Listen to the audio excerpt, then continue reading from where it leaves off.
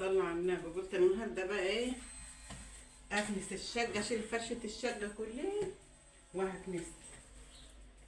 وفي حته السجاده كده ايه، امسكها دعاكي وحطيت الفرشه على البلكونه.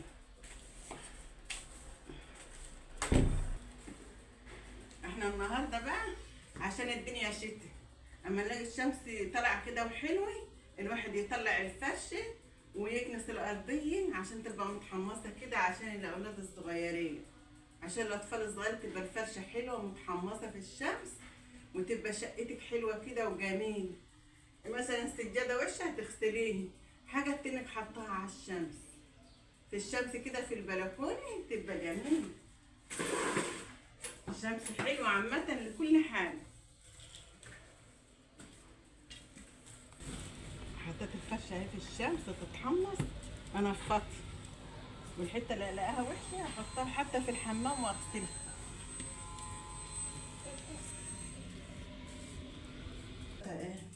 في الحمام حطيت الكروسه اهو وهي متغسله.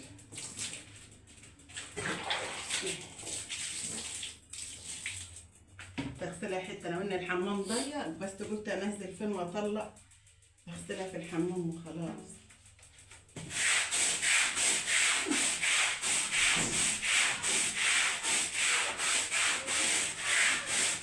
حته وحته كده وفين ثانيه لما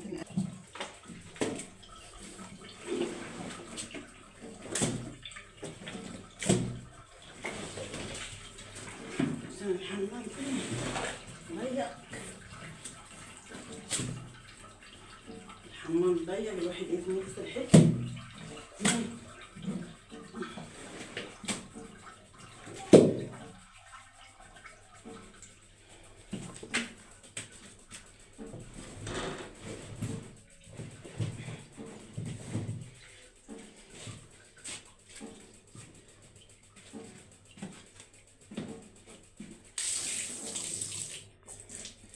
شوية فروق، شوية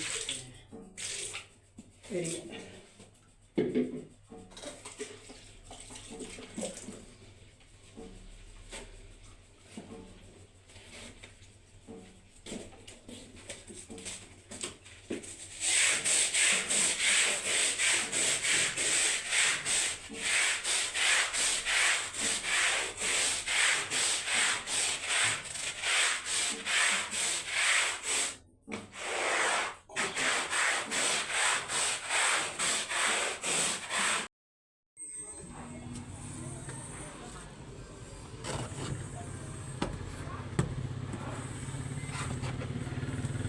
انتهيت غسلتيه ونشرتيه.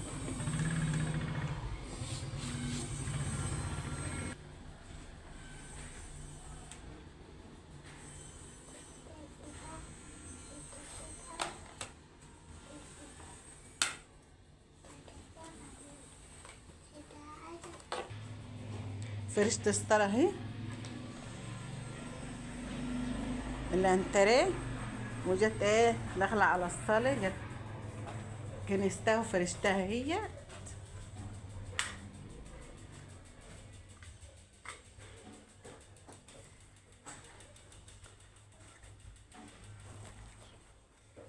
موضتنا بردك كنستها معايا ونفضت الفرشه، بس اللي انا غسلتها دي افرشها تحت بقى، افرشها تحت في الدور الارض عشان غامقه وتتحمل الوحاش، عشان هي غامقه.